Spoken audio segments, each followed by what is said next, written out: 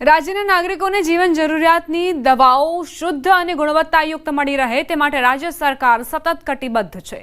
ત્યારે ખોરાક અને ઔષધ નિયમન તંત્ર દ્વારા અમદાવાદ, વડોદરા, સુરત અને રાજકોટમાં દરોડા પાડવામાં આવ્યા। ડુપ્લિકેટ સ્પુરિયસ દવાઓ વેચતા શખ્સોના ઘરે અને મેડિકલ એજન્સીઓ પર દરોડા પાડવામાં આવ્યા હતા, જેમાં અંદાજે 17 લાખની એલોપેથિક દવાઓ જપ્ત કરાઈ છે। 20 દવાના નમૂનાઓ લઈને ચકાસણી માટે મોકલવામાં આવ્યા છે। અમદાવાદના વટવામાં રહેતા નિલેશ ઠક્કર પાસેથી 12 લાખની કિંમતનો સ્પુરિયસ ડુપ્લિકેટ દવાનો જથ્થો તેમજ બાપુનગરની પારસ કેમિસ્ટના પાર્થ જોશી પાસેથી સ્પુરિયસ ડુપ્લિકેટ દવાઓ પકડી પાડવામાં આવી।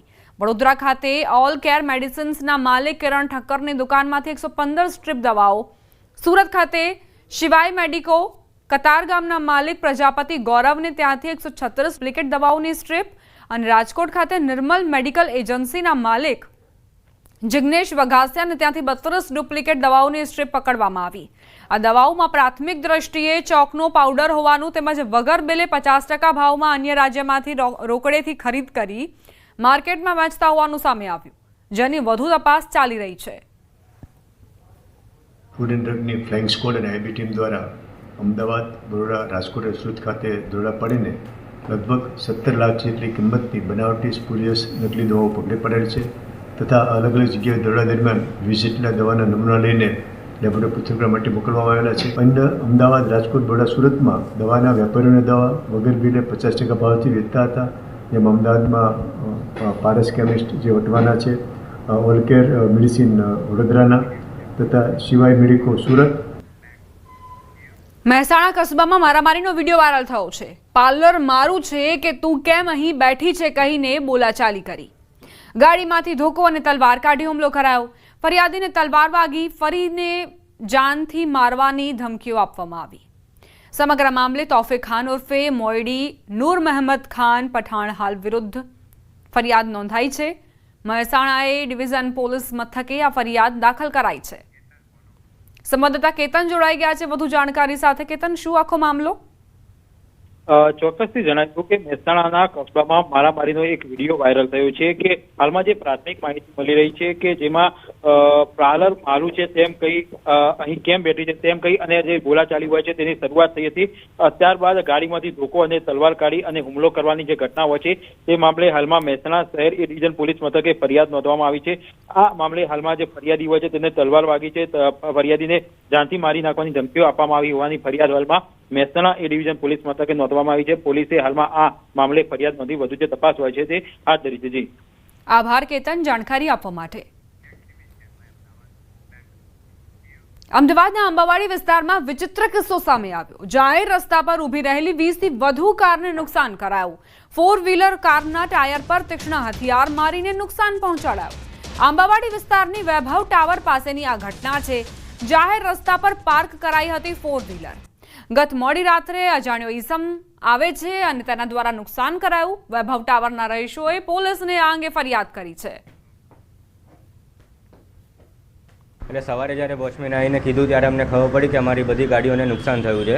તમે જોશો તો લાઇનસર ઓલમોસ્ટ 15 કાર્સને આ નાઇફથી 1.5 ઇંચ જેટલું મોટું નાઇફ હશે જેનાથી અમને ડાયરેક્ટ ઘા કરીને બધા ટાયરને નુકસાન કરેલું છે। અમારી ગાડીઓના બી 3 નુકસાન થયા છે। બાજુમાં જે ડેરીવાળા છે એમની ગાડીઓને નુકસાન થયું છે। આ ભાઈનો મિની ટ્રક છે એમને બી નુકસાન થયેલું છે।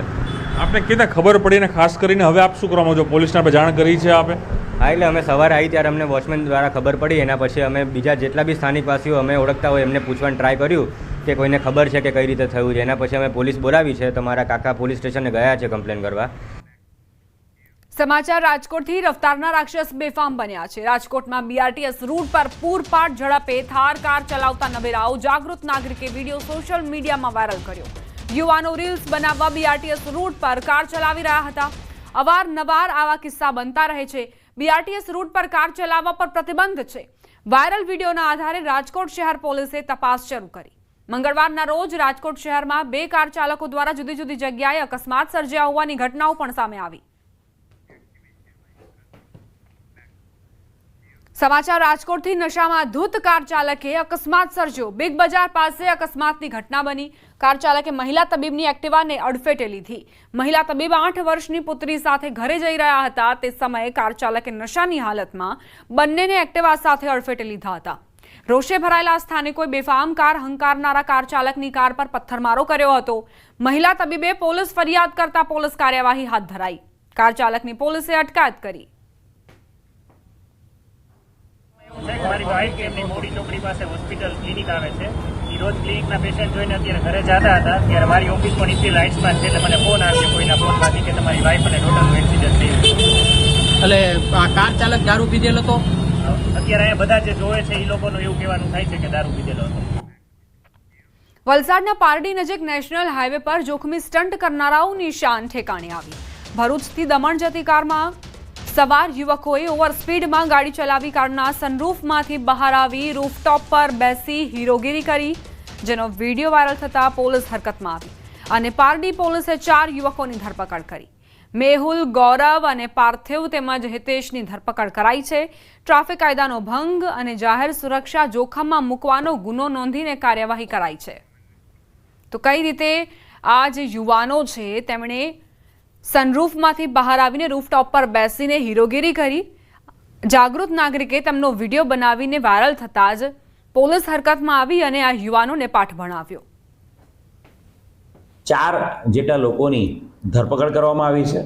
આ 4 જે લોકો પકડાયા છે એ 4 લોકો ભરૂચના લોકો છે અને ભરૂચ પાસિંગ ગાડી છે. એ લોકો દમણથી ભરૂચ પરત થઈ રહ્યા હતા ત્યારે નેશનલ હાઈવે 48 ઉપર આ રીતે ગંભીર રીતે બેદરકારીપૂર્વક અને લોકોનું જીવ જોખમાય એ રીતે એમણે ગાડી ચલાવી છે. વલસાડની અને તમામ રાજ્યની જનતાને નમ્ર અપીલ કરીશ કે આપ ગમે ત્યારે કોઈ પણ હાઈવે પર કે કોઈ પણ રોડ પર ડ્રાઈવ કરી રહ્યા છો તો આપ પોતાની સલામતીનું ધ્યાન રાખો અને એને સાથે સાથે અન્ય લોકોની સલામતીનું પણ આપે ધ્યાન રાખવું જોઈએ. મહેસાણાથી સમાચાર પ્રાપ્ત થઈ રહ્યા છે. કડીના ઊંટવા ગામે અકસ્માત થયો. ઊંટવા ઈરાણા રોડ પર એક્ટિવા સ્લીપ થતા અકસ્માતની ઘટના બની. કોલેજ જતી વિદ્યાર્થીની અકસ્માતનો ભોગ બની. વળાંક વાળતી વેળાએ એક્ટિવા થઈ હતી સ્લીપ. અકસ્માતમાં એક વિદ્યાર્થીનું મોત નીપજ્યું જ્યારે એક હજુ ઘાયલ છે. કડીના ઊંટવા ગામની આ ઘટના. એક્ટિવા ટર્ન કરતી વખતે એક્ટિવા સ્લીપ થયું અને ત્યારબાદ વિદ્યાર્થીનું મોત નીપજ્યું. એક વ્યક્તિ ઘાયલ હોવાના સમાચાર પ્રાપ્ત થયા છે. સમાચારોમાં આગળ વધીએ. સુરતથી સમાચાર. પાલ વિસ્તારમાં લિફ્ટ ખોટકાઈ. સિલિકોન લક્ઝરિયસમાં લિફ્ટ ફસાઈ ગઈ. વૃદ્ધ સહિત 4 લોકો લિફ્ટમાં ફસાયા. ફાયર વિભાગે તમામનું રેસ્ક્યુ કર્યું. ટેકનિકલ સમસ્યાના કારણે ફસાઈ લિફ્ટ. લિફ્ટ ફસાતા જ તમામના શ્વાસ અદ્ધર થઈ ગયા હતા. વૃદ્ધ સહિત 4 લોકો આ લિફ્ટમાં ફસાયા હતા. જોકે ફાયર વિભાગને તાત્કાલિક કોલ કરાયો. ફાયર વિભાગના જવાનોએ આ રેસ્ક્યુને સફળતાપૂર્વક પાર પાડ્યો. ટેકનિકલ સમસ્યાના કારણે લિફ્ટ ખોટકાઈ હતી. રાણાવાવ તાલુકાના રાણા કંડોરણા ગામે ધોળા દિવસે સોનાના દાગીના તથા રોકડની લૂંટની ઘટના બની. ફરિયાદી કરશન નંદાણીયાએ રાણાવાવ પોલીસ સ્ટેશનમાં નોંધાયેલ ફરિયાદ મુજબ કારમાં સવાર થઈ હથિયાર સાથે 6 આરોપીઓએ ફરિયાદીને ઢીકા પાટુનો માર મારી લૂંટ ચલાવી હતી. આરોપીઓએ અલગ અલગ કવાટોના લોક તોડી 27 તોલા સોનું તથા આશરે 80,000ની રોકડની લૂંટ ચલાવ્યાની ઘટના સામે આવી. દાગીના તથા રોકડ મળી કુલ 19,70,000ની લૂંટ ચલાવ્યાની ઘટના બની. આ મામલે પોલીસે અલગ અલગ ટીમો બનાવી આરોપીઓને ઝડપી પાડવા તપાસનો ધમધમાટ શરૂ કર્યો છે.